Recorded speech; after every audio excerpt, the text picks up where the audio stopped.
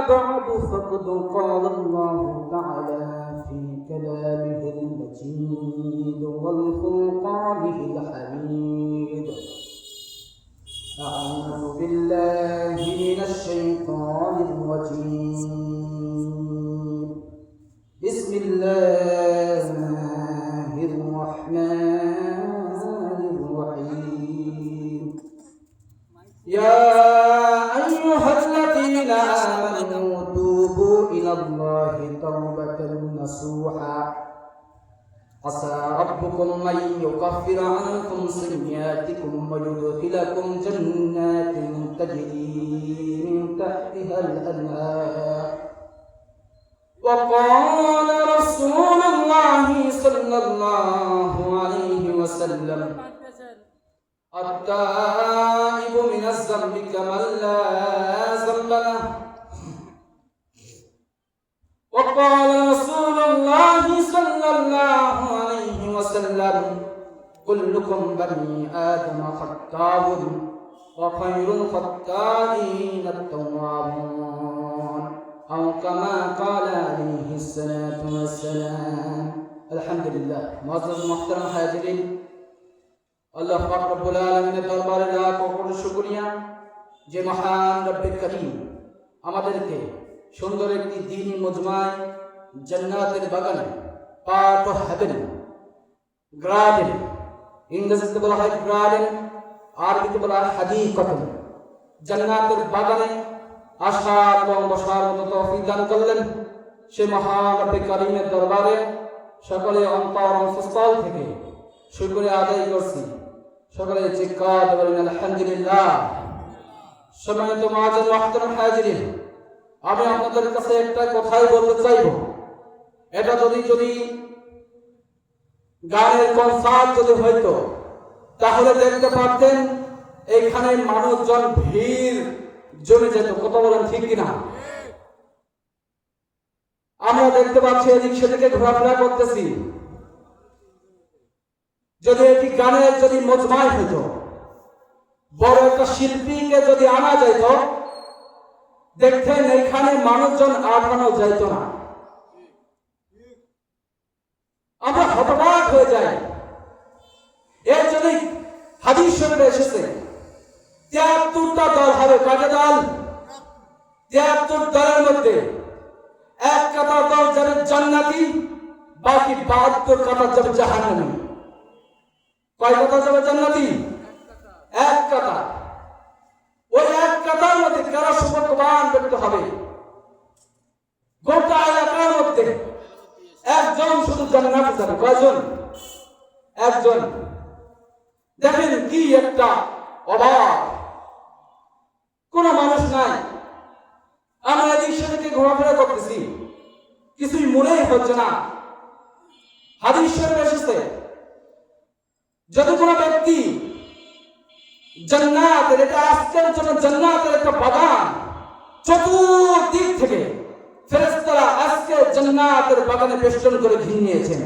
সুবহানাল্লাহ এবং রহমত নাযিল হচ্ছে এই জান্নাতের বাগানে যে শুরু থেকে শেষ পর্যন্ত থাকবে এমন অবস্থায় যদি তার ইন্তেকাল হয়ে যায় সে জান্নাতি সে কোথায় যাবে আরো চিৎকার দেবেন কোথায় যাবে জান্নাতে যাবে আর আপনি যদি গানের মজলিসে যদি যান গানের কনসার্টে যদি যান আল্লাহ না করুন এমন অবস্থায় যদি আপনার ইন্তেকাল হয়ে যায় আপনি জাহান্নামে আপনি কোথায় যাবেন এখন বলেন আমরা জান্নাতে যেতে চাই না জাহান্নামে যেতে চাই অবশ্যই জান্নাতে যেতে চাই আমি আপনাদের কাছে আবার বিনতিভাবে অনুরোধ করব আমরা এদিক সেদিকে ঘোরাফেরা না করে অতি দ্রুত জান্নাতের বাগানে এসে বসে যাই এই জন্য আমি কালামুল্লাহ যেহেতু সময় সংক্ষিপ্ত এই জন্য আমি আপনাদের সামনে পবিত্র কালামুল্লাহ থেকে তেলাওয়াত করেছি সূরাতুত তাহরীম মাদানিয়া সূরাতুত তাহরীম মাদানিয়া 28 নম্বর পারা 20 নম্বর পৃষ্ঠা এবং 8 নম্বর আয়াত থেকে আমি আপনাদের সামনে তেলাওয়াত করেছি এই আয়াতের উপর আমি আল্লাহ তাআলা সুবহানাহু ওয়া তাআলা যদি আমাকে তৌফিক দান করেন সংক্ষিপ্তভাবে আলোচনা করব ইনশাআল্লাহ। সম্মানিত উপস্থিতি, আল্লাহ পাক রব্বুল আলামিন পবিত্র কালাম আল্লাহর মধ্যে বলেন, ইয়া আইয়ুহাল্লাযীনা আমানু তুবু ইলাল্লাহি তাওবাতান নাসুহা আসা রাব্বুকুম মান ইউকাফিরা আনকুম সাইয়্যাতিকুম ওয়া ইউদখিলাকুম জান্নাতিন তাজরি মিন তাহতিহাল আনহার। হে ঈমানদারগণ, তোমরা আল্লাহ রাব্বুল আলামিনের কাছে তওবা করো বিশুদ্ধভাবে। আসা রাব্বুকুম মান ইউকাফিরা আনকুম সাইয়্যাতিকুম ওয়া ইউদখিলাকুম জান্নাতিন তাজরি মিন তাহতিহাল আনহার। আশা করা যায় আল্লাহ পাক রব্বুল আলামিন তোমাদের জন্য জান্নাত তৈরি করে রেখে দিয়েছেন। সারা পৃথিবী 10টা জান্নাত আপনার জন্য আল্লাহ পাক সুবহানাহু ওয়া তাআলা তৈরি করে রেখে দিয়েছেন। কয়টা জান্নাত? 10টা। ওয়া ইউদখিলাকুম জান্নাতিন তাজরি মিন তাহতিহাল আনহার, এবং তার তলে যে নহর প্রবাহিত হবে। কিসের নহর? দুধের নহর, শরাবের নহর, মধুর নহর। কাদের জন্য? ওই সমস্ত ব্যক্তিদের জন্য যারা সুন্দর একটি পরিবেশনা জান্নাতের বাগানে শুরু থেকে শেষ পর্যন্ত যারা থাকবে এবং সৎ কাজ করবে, তাদের জন্য আল্লাহ পাক সুবহানাহু ওয়া তাআলা জান্নাত তৈরি করে রেখে দিয়েছেন। সুবহানাল্লাহ। এজন্য সম্মানিত উপস্থিতি, ইবনে মাজাহ শরীফের 4250 নম্বর হাদিস থেকে আমি আপনাদের সামনে পাঠ করেছি। আত-তাইবু মিনাজ যামবি কামান লা যামবা লাহু। তওবা থেকে গুনাহগার ব্যক্তি এমন হয়ে যায়, তওবা থেকে গুনাহগার ব্যক্তি এমন হয়ে যায় যেন তার কোনো গুনাহ নাই। সে হলো নিষ্পাপ মাসুম। সে কি? নিষ্পাপ মাসুম। ইবনে মাজাহ শরীফের 4251 নম্বর হাদিস থেকে আমি আপনাদের সামনে তেলাওয়াত করেছি। 4251 নম্বর হাদিস, কুল্লুকুম বানি আদম খাত্তাউন ওয়া খায়রুল খাত্তাইন আত-তাওয়াবুন। প্রত্যেক বনি আদম সন্তান গুনাহগার, আর ওই গুনাহগার ব্যক্তিদের মধ্যে তারাই হলো সর্বশ্রেষ্ঠ যারা গুনাহ করে এবং গুনাহ করার পরে আল্লাহ রাব্বুল আলামিনের কাছে তওবা করে। প্রত্যেক বনি আদম সন্তান গুনাহগার, আর ওই গুনাহগার মধ্যে কারা শ্রেষ্ঠ? গুনাহ করে ফেলে দিয়েছেন, গুনাহ করার পরে আল্লাহ রাব্বুল আলামিনের কাছে তওবা করেন। আল্লাহ পাক রব্বুল আলামিন গভীর রজনীতে শেষ রাত্রিতে প্রথম আসমানে আসেন, এসে ডাকেন, কে আছো আমার কাছে? চাও, আমি তোমার আশা পূরণ করব। উদউনি আস্তাজিব লাকুম। বান্দা, তুমি আমাকে ডাকো, আমি তোমারটাকে সাড়া দেব। তুমি আমাকে ডাকো। আমি প্রথম আসমানে এসে সবাইকে আল্লাহ সুবহানাহু ওয়া তাআলা ডাকেন, সেই সময় আমার নাক ডাকিয়ে ঘুম পড়ে। আহা, আফসোস, হতবাকা। এজন্য সম্মানিত উপস্থিতি, আমরা তওবা করব তো ইনশাআল্লাহ। এজন্য আমি একটা ছোট্ট কাহিনী বলে শেষ করব। তিরমিজি শরীফের 3538 নম্বর হাদিস, এক ব্যক্তি সফরে বের হয়েছেন। সফরে বের হওয়ার পরে বাহন নিয়ে সফরে বের হয়েছেন। বাহন নিয়ে যাওয়ার মধ্যে পথিমধ্যে সেই ক্লান্ত এসে পড়েছে, ক্লান্ত অনুভব করতেছেন। সেই ক্লান্ত অনুভব করার পরে সেই বাহনটা সেখানে সেই হলে সেখানে বিশ্রাম নিচ্ছেন। বিশ্রাম নিতে তার মনের মধ্যে ক্লান্ত এসে গেছে। ক্লান্ত এসে যাওয়ার পরে সে সেখানে ঘুমিয়ে পড়েছে। কি বলেছে বলেন? ঘুমিয়ে পড়েছে। ঘুম থেকে উঠে দেখে তার বাহন নাই। কি নাই? তার বাহন নাই, হারিয়ে গিয়েছে। খুবই টেনশনের মধ্যে পড়েছেন, খুবই টেনশন করতেছেন, বাহনটা কোথায় গেল? আমি যেখানে সফরের উদ্দেশ্য রওনা দিয়েছি সেখানে যদি যাই আমি ক্ষুধার তাড়ায় মারা যাব, আমি যদি বাড়িতে ফিরে যাই তাও মারা যাব।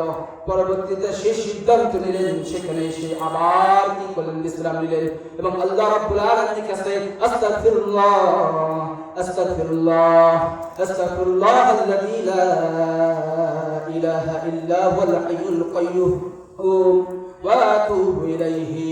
আস্তাগফিরুল্লাহ বলতে বলতে সেখানে এসে ঘুমিয়ে পড়েছে। ঘুম থেকে জাগ্রত হয়ে দেখে তার বাহনটা সেখানে আবার উপস্থিত হয়ে গেছে। বলে আল্লাহু আকবার, বলেন আল্লাহু আকবার। সে বাহনটা সেখানে উপস্থিত হয়ে গেছে। কিসের কারণে? আস্তাগফিরুল্লাহ পড়ার কারণে। কিসের কারণে? আস্তাগফিরুল্লাহ পড়ার কারণে তার বাহনটা সেখানে আবার কি হয়েছে? উপস্থিত হয়েছে। যারা বেশি বেশি করে আস্তাগফিরুল্লাহ পাঠ করবে, আল্লাহ রাব্বুল আলামিন বলেন তাদের জন্য আমি দুনিয়াতে 5টি পুরস্কার দান করব। কয়টি পুরস্কার? আসতে বলেন না, কয়টি পুরস্কার? 5টি পুরস্কার। দুনিয়াতে তাদের জন্য 5টি পুরস্কার রাখবেন। এখনই আমি বলে দিচ্ছি, 1 নম্বর, দুনিয়াতে তাদেরকে আল্লাহ রাব্বুল আলামিন রিজিকের অভাব রাখবেন না। কিসের অভাব রাখবেন না? কোন রিজিকের অভাব থাকবে না। বিপদ আপদ থেকে আল্লাহ রাব্বুল আলামিন রক্ষা করবেন। দূর চিন্তা থেকে আল্লাহ পাক সুবহানাহু ওয়া তাআলা আপনাকে রক্ষা করবেন। যতক্ষণ পর্যন্ত আস্তাগফিরুল্লাহ পড়বেন, আল্লাহ পাক রব্বুল আলামিনের আযাব আপনার উপর পাকড়াও করবে না। 5 নাম্বার, আল্লাহ রাব্বুল আলামিন আপনাকে মুস্তাজাবুদ দাওয়া বানিয়ে দিবেন। কি বানিয়ে দিবেন? আরো চিৎকার বলেন, কি বানিয়ে দিবেন?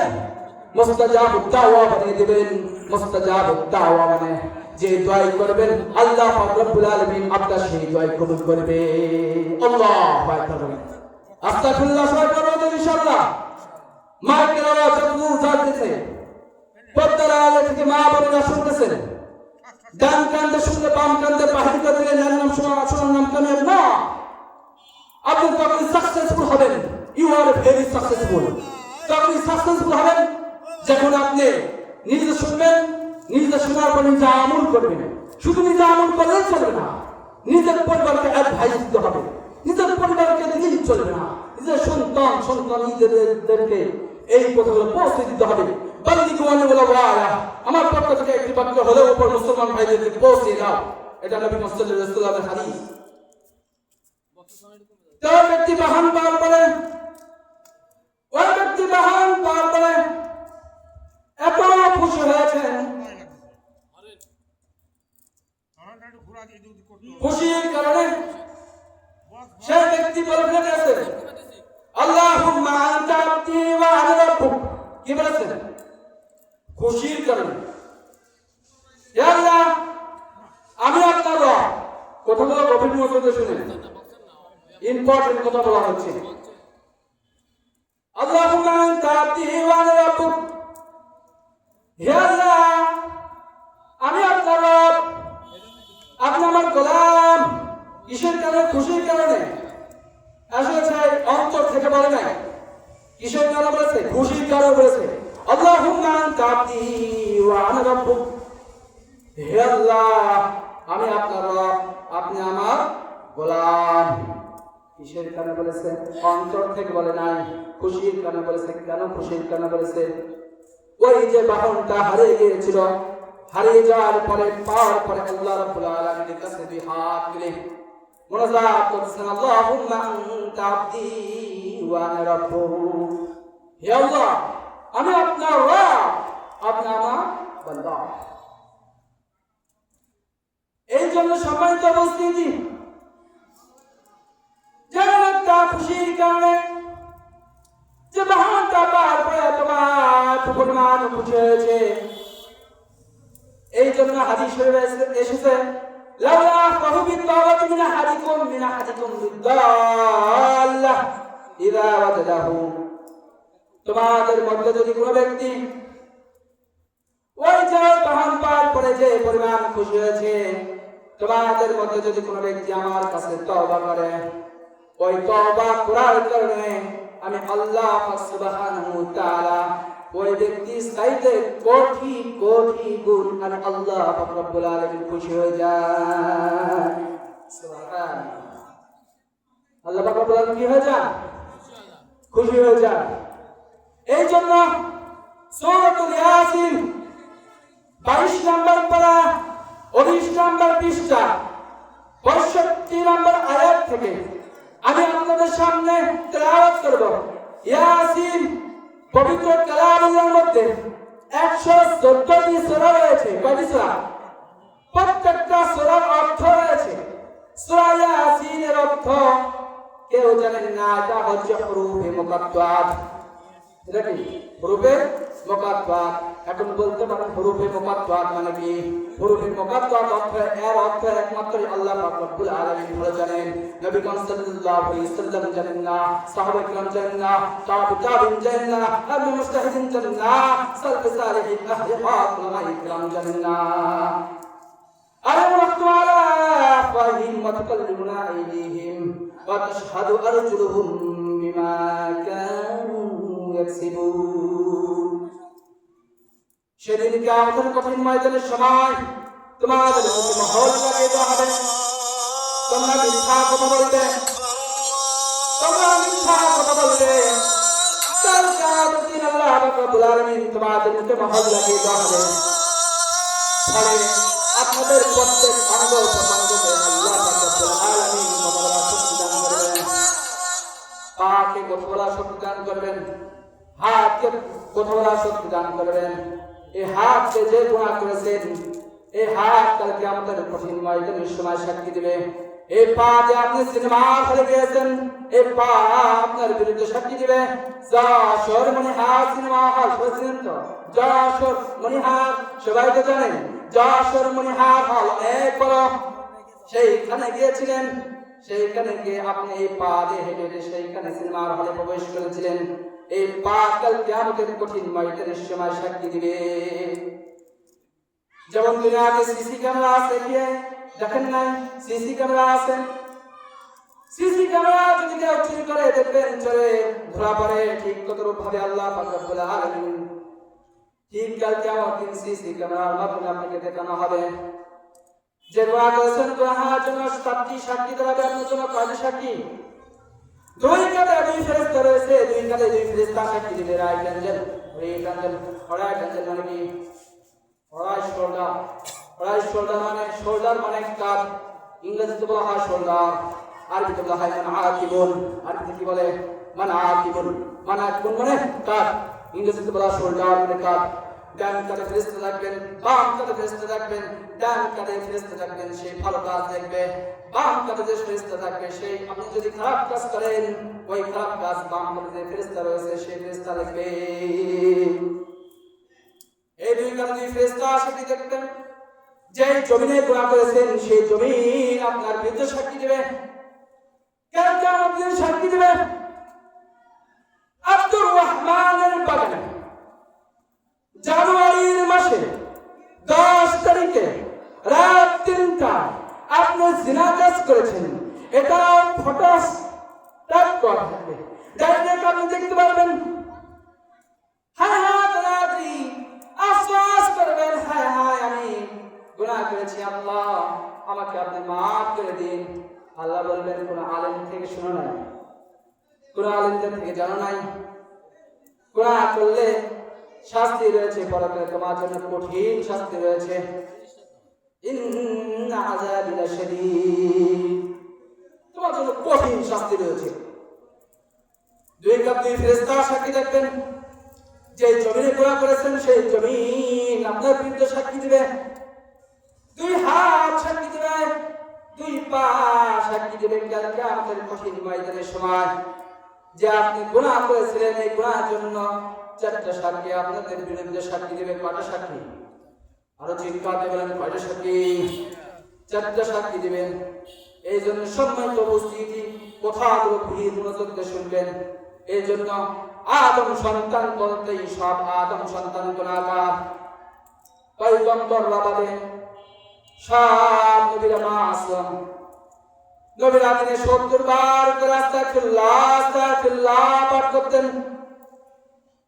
এখন প্রশ্ন জাগে, নবীরা তো কোনো গুনাহ করে নাই, কেন নবীরা আস্তাগফিরুল্লাহ আস্তাগফিরুল্লাহ পাঠ করেছে? প্রশ্ন জাগে কি জাগে না? অবশ্যই জাগে। তারা এই জন্যই আস্তাগফিরুল্লাহ আস্তাগফিরুল্লাহ পাঠ করেছেন, উম্মতদেরকে শিক্ষা দেওয়ার জন্য।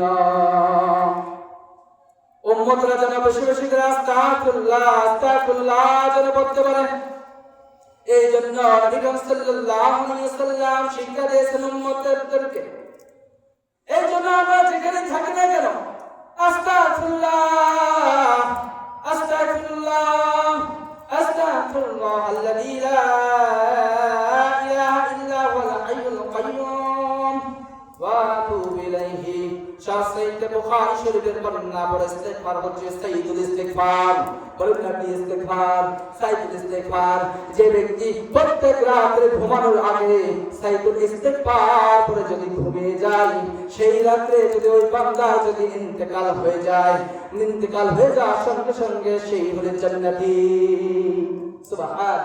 সাইয়্যিদুল ইস্তেগফার হচ্ছে আল্লাহুম্মা আনতা রাব্বি লা ইলাহা ইল্লা আনতা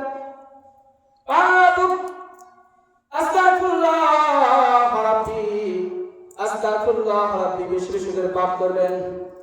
এই জন্য সম্মানিত উপস্থিতি, আমি একটা সংক্ষিপ্ত আলোচনা করে একটা সংক্ষিপ্ত কথা বলে শেষ করব। যেহেতু 7:15 আযান হবে, 7:30 জামাত হবে। আমরা 4টা মাযহাব মানে কয়টা মাযহাব বলেন? সবার জানা আছে তো? হানাফি, শাফিঈ, হাম্বলি, মালিকি। হানাফি মাযহাবের ধারক ইমাম মুহাম্মদ ইবনে হাম্বল অনেক বড় মুহাদ্দিস ছিলেন, অনেক বড় মুহাদ্দিস ছিলেন।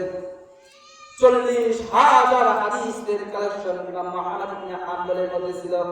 সুবহানাল্লাহ। কয় হাজার? 40,000। তিনি একদিন সফরে বের হলেন। সফরে বের হওয়ার মধ্যে পথিমধ্যে একটা মসজিদ দেখলেন। মসজিদে তিনি মাগরিবের সালাত আদায় করলেন। মাগরিবের সালাত আদায় করার পর তিনি ভাবলেন, আজকে একটা মসজিদে কাঠিয়ে দিই। এদিকে মসজিদের দেওয়ান এসে বলে, মসজিদে থাকা যাবে না ভাই মহান। চিনে নাই? চিনতে পারেন নাই? এই জামানার সবচেয়ে বড় মুহাদ্দিস ইমাম মুহাম্মদ ইবনে হাম্বল। ইমাম মুহাম্মদ ইবনে হাম্বল অনেক বড় মুহাদ্দিস ছিলেন, অনেক বড় মুহাদ্দিস ছিলেন। তো ইমাম মুহাম্মদ ইবনে হাম্বল কথাগুলো গভীর মনোযোগ দিয়ে শুনলেন। ইমাম মুহাম্মদ ইবনে হাম্বল কে বললেন, মসজিদ থাকা যাবে না, বের হন। কে খাও কখনো মিন হুনাক, আপনি এখান থেকে বের হন। ইমাম মুহাম্মদ ইবনে হাম্বল দাওয়ানের সাথে সুবিধা করতে না পারে সেখান থেকে বের হয়ে গেলেন। বের হয়ে যাওয়ার মধ্যে প্রতিমধ্যে দেখলেন এক যুবক। যুবক বলে, ইয়া শাব দাইমান তাকরাহু আস্তাগফিরুল্লাহ। হে যুবক, আমি তো একজন মুসাফির মানুষ। আমি যদি তোমার চুলার পাশে যদি আগুন তাপাই তাহলে কোনো কি সমস্যা হবে? হার্ট ডিজিজের প্রবলেম? তোমার কি কোনো সমস্যা হবে? যুবক বলে, নো প্রবলেম, লাইসা মুশকিলা, কোনো সমস্যা হবে না। আপনি একজন গেস্ট, অতিথি, মেহমান। আহলান সাহলান মারহাবা। আপনি আসেন, আপনি একজন মেহমান, গেস্ট, অতিথি, অতিথি বিন্দু, আপনি আসেন। আপনি একজন মুসাফির মানুষ। আমার চুলার পাশে যদি আপনি আগুন তাপান আমার কোনো সমস্যা নাই। ইমাম মুহাম্মদ ইবনে হাম্বল আল্লাহ রাব্বুল আলামিনের কাছে শুকর আদায় করলেন। শুকরান লাকা জাযীরান আইযান। আপনাকে অনেক অনেক ধন্যবাদ। ইমাম মুহাম্মদ ইবনে হাম্বল সে আগুনের পাশে আগুন তাপাচ্ছেন এবং খেয়াল করতেছেন ওই যুবক আগুন দিয়ে রুটি বানাচ্ছে। রুটির আরবি হচ্ছে খব্বাসুন। রুটির আরবি কি আপনারা অনেকেই জানেন না? রুটির আরবি কি? খব্বাসুন মানে রুটি। সেই রুটি বানাচ্ছে আর করতেছে আস্তাগফিরুল্লাহ আস্তাগফিরুল্লাহ আস্তাগফিরুল্লাহ আল্লাযী লা ইলাহা ইল্লা হুয়াল হাইয়ুল কাইয়্যুম ওয়া আতুবু ইলাইহি লা হাওলা ওয়া লা কুওয়াতা ইল্লা বিল্লাহিল আলিয়্যিল আযীম। এত বড় যদি না পারেন শুধু এইটুকুনি পড়বেন, আস্তাগফিরুল্লাহ আস্তাগফিরুল্লাহ। যদি কোনো গুনাহ করে ফেলে যান সঙ্গে সঙ্গে আল্লাহ পাক রব্বুল আলামিনের কাছে তওবা করবেন, আস্তাগফিরুল্লাহ আস্তাগফিরুল্লাহ পড়বেন তো ইনশাআল্লাহ। রুটি বানাচ্ছেন, আস্তাগফিরুল্লাহ আস্তাগফিরুল্লাহ করতেছেন। মুহাম্মদ ইবনে হাম্বল সেই যুবককে দেখে অবাক হয়ে গেলেন। জিজ্ঞাসা করলেন, ইয়া শাব দাইমান তাকরাহু আস্তাগফিরুল্লাহ। হে যুবক, আমি আসার পরে দেখতেছি তুমি আস্তাগফিরুল্লাহ আস্তাগফিরুল্লাহ বলতেছো, ব্যাপারটা কি আমাকে খুলে বলো। যুবক বলল, আমি আস্তাগফিরুল্লাহ পড়ার কারণে আল্লাহ পাক রব্বুল আলামিন আমাকে মুস্তাজাবুদ দাওয়া বানিয়ে দিয়েছেন। সুবহানাল্লাহ। ওই যে বললাম 5টি উপকার আল্লাহ রাব্বুল আলামিন যা বেশি বেশি করে আস্তাগফিরুল্লাহ পাঠ করবে আল্লাহ সুবহানাহু ওয়া তাআলা তাদেরকে দুনিয়াতে 5টি পুরস্কার দান করবেন। 5টি পুরস্কার, আরো চিৎকার বলেন কাজে পুরস্কার, 5টি পুরস্কার দান করবেন। 5 নাম্বার মুস্তাজাবুদ দাওয়া বানিয়ে দিবেন। মুস্তাজাবুদ দাওয়া মানে যারা উলামায়ে কেরাম আছেন তারা বুঝবেন, এবং দোয়া করার সঙ্গে সঙ্গে আল্লাহ রাব্বুল আলামিন তার দোয়া কবুল করে নেবেন। ইমাম মুহাম্মদ ইবনে হাম্বল দোয়া করেন, হালেন তো মুস্তাজাবুদ দাওয়া, তুমি কি মুস্তাজাবুদ দাওয়া? তিনি বলেন না, মানে মুস্তাজাবুদ দাওয়া। তুমি যে দোয়া করো সেই দোয়া কবুল হয়ে যায়, তুমি যে দোয়া করো সেই দোয়া কবুল হয়ে যায়। জবাব বলেন না, আমি যে দোয়া করি সেই দোয়াই কবুল হয়ে যায়। আমার জীবনের জিন্দেগিতে যত দোয়া করেছি সব দোয়াই কবুল হয়েছে, শুধু একটা দোয়াই কবুল হয় না। ইমাম মুহাম্মদ ইবনে হাম্বল তো অবাক হয়ে গেলেন, কি রুচি আরো বেড়ে গেল। ইমাম মুহাম্মদ ইবনে হাম্বল বলেন, তোমার জীবন যত দোয়া সব দোয়াই কবুল হয়েছে, শুধু একটা দোয়াই কবুল হয় না, সে দোয়াটা কি আমার বলো। জবাব বলে, আমি আল্লাহ রাব্বুল আলামিনের কাছে দোয়া করেছিলাম, আল্লাহ এই জামানার সবচেয়ে বড় মুহাদ্দিস নাম হচ্ছে ইমাম মুহাম্মদ ইবনে হাম্বল। আমি যদি ইমাম মুহাম্মদ ইবনে হাম্বলকে দেখি, আল্লাহ সেই তৌফিক তুমি আমাকে দান করে দিও। আল্লাহ রাব্বুল আলামিনের কাছে দোয়া করেছিলাম, আল্লাহ সুবহানাহু ওয়া তাআলা সেই দোয়া কবুল করে নিয়েছে। সুবহানাল্লাহ। ইমাম মুহাম্মদ ইবনে হাম্বলের চোখে পানি আটকে রাখতে বললেন না। ইমাম মুহাম্মদ ইবনে হাম্বল কাঁদতে কাঁদতে বলেন, ও যুবক, ইমাম মুহাম্মদ ইবনে হাম্বলের দরবারে যাওয়ার কোনো তোমার দরকার নাই। আনা আহমদ ইবনে হাম্বল, আনা আহমদ ইবনে হাম্বল, আমি নিজে ইমাম মুহাম্মদ ইবনে হাম্বল। বলেন চিৎকার করে আল্লাহু আকবার। ইমাম মুহাম্মদ ইবনে হাম্বল বললেন, তোমার ইমাম মুহাম্মদ ইবনে হাম্বল দরবারে যাওয়ার কোনো দরকার নাই। যুবক ইমাম মুহাম্মদ ইবনে হাম্বলকে জড়িয়ে ধরলেন, জড়িয়ে ধরে কপালে একটা চুমু দিলেন। চুমা দিয়ে দিয়ে আল্লাহ রাব্বুল আলামিনের কাছে দোয়া করেন, আল্লাহ আস্তাগফিরুল্লাহ পড়ার কারণে বেশি বেশি করে আস্তাগফিরুল্লাহ পড়েছি, গুনাহের মধ্যে লিপ্ত হয় নাই। গুনাহের মধ্যে লিপ্ত না হওয়ার কারণে যখনই গুনাহের অনুমতি এসেছে, দেখবেন যৌবনে কিন্তু গুনাহ হয়, এটা স্বাভাবিক। যারা যৌবনকে কন্ট্রোল করবেন আল্লাহ পাক রব্বুল আলামিন তাদের জন্য দুনিয়াতেও জান্নাত তৈরি করে রেখেছেন, আখিরাতেও তাদের জন্য জান্নাত। সাবাতুন ইউযিল্লুহুমুল্লাহু ইয়াওমা লা যিল্লা ইল্লা যিল্লুহু। কিয়ামতের কঠিন ময়দানের সময় 7 শ্রেণীর ব্যক্তিকে সেই কঠিন ময়দানের সময় আরশের ছায়া দান করবেন। সেই কঠিন ছায়াতুল কারা পাবে? ওই যুবক যখন গুনাহ করার অনুভূতি আসে, যেন একটা সুন্দর একটা রূপসী মহিলা দেখে, মহিলা দেখার পরে চোখকে সঙ্গে সঙ্গে নিচু করে এবং আল্লাহ রাব্বুল আলামিনকে ভয় করে, ওই যুবকের কিয়ামতের দিন কঠিন ময়দানের সময় সে আরশের নিচে ছায়া পাবে। সুবহানাল্লাহ। কোন যুবক? ওই যুবক যে যৌবনকে কন্ট্রোল করবে এবং বেশি বেশি করে আস্তাগফিরুল্লাহ পড়বে, বেশি বেশি করে আস্তাগফিরুল্লাহ পড়বে। সম্মানিত উপস্থিতি, কথা বলে আরো অনেক কথা হবে, লং কথা হবে, আমি আমার সংক্ষিপ্ত কথা বলে শেষ দিচ্ছি। এই জন্য মাইকেরা যতদূর যায়, মা বোনদেরকে বলবো, যখনই কোনো গুনাহ চলে আসে তখনই আস্তাগফিরুল্লাহ আস্তাগফিরুল্লাহ পড়বেন।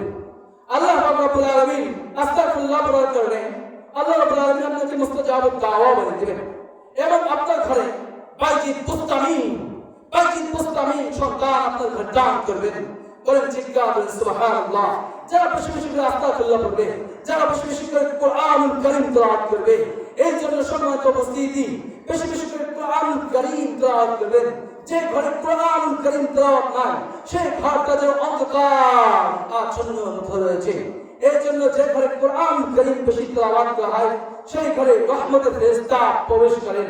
এই জন্য আমরা আমাদের কাছে এলাকার কোরআন চলবেন। আগে দেখলাম প্রত্যেকটা ঘরে কোরআন চালু ছিল, কোরআনের আওয়াজ শোনা যাইত। এই জন্য সময় তো উপস্থিতি, আমরা বেশি বেশি করে আস্তাগফিরুল্লাহ পড়বো। তো আরেকটা হাদিস শেষ করবো, যে ব্যক্তি প্রত্যেক ফরজ সালাতে পড়ে একবার আয়াতুল কুরসি পাঠ করবে তার জান্নাতে যাওয়ার কোনো অভাব থাকবে না। সেটা হচ্ছে মৃত্যু। লোকটা মনে না তাই জান্নাতে যায় না, মানে জান্নাতি মান আয়াতুল কুরসি বিল রাসূলাতিল মাকতুবা লানা মিন কুল্লি জান্নাতি ইল্লা ইয়ামুত। যে ব্যক্তি প্রত্যেক ফরজ সালাতে পড়ে একবার আয়াতুল কুরসি পাঠ করবে তার জান্নাতে ঢোকার কোনো অভাব থাকবে না। সেটা হচ্ছে মৃত্যু। লোকটা মনে না তাই জান্নাতে যায় না, মানে জান্নাতি মানে জান্নাতি। এই জন্য প্রত্যেক ফরজ সালাতে পড়ে আমরা আয়াতুল কুরসি পড়ব ইনশাআল্লাহ। সবাই আয়াতুল কুরসি তো মুখস্থ আছে। যে ব্যক্তি প্রত্যেক ফরজ সালাতে পড়ে একবার আয়াতুল কুরসি পাঠ করবে তার জান্নাতে যাওয়ার ব্যাপারে কোনো বাধা থাকবে না। সেটা হচ্ছে মৃত্যু।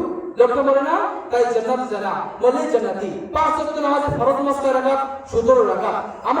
আমরা অনেকেই জানি না 5 ওয়াক্ত নামাজে ফরজ নামাজ কয় রাকাত? 17 রাকাত। সুন্নাত মুআক্কাদা 12 রাকাত। সুন্নাত মুআক্কাদা কয় রাকাত?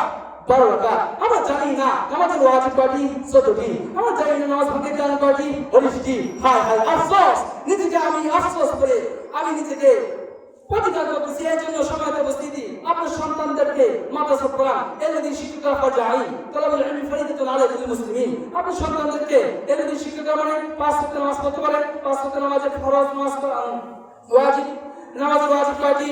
নামাজের বাহিরে ভিতর কয় ফরজ? এগুলো জানা কি? ফরজাই। বড় আলেম, বড় মুহাদ্দিস, বড় শাইখুল হাদিস হয় এটা ফরজাই না।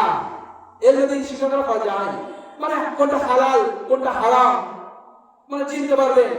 এটাই হচ্ছে কি আপনি এই জন্য সময় উপস্থিতি যেহেতু সময় সংক্ষিপ্ত, এই জন্য আপনাদের সন্তানদেরকে অবশ্যই শিক্ষা দিবেন তো ইনশাআল্লাহ। এই জন্য আমি সংক্ষিপ্ত বান শেষ করতেছি। ওয়াকি দাওয়ানা আলহামদুলিল্লাহি রাব্বিল আলামিন। আসসালামু আলাইকুম ওয়া রাহমাতুল্লাহি ওয়া তাআলা ওয়া বারাকাতুহু।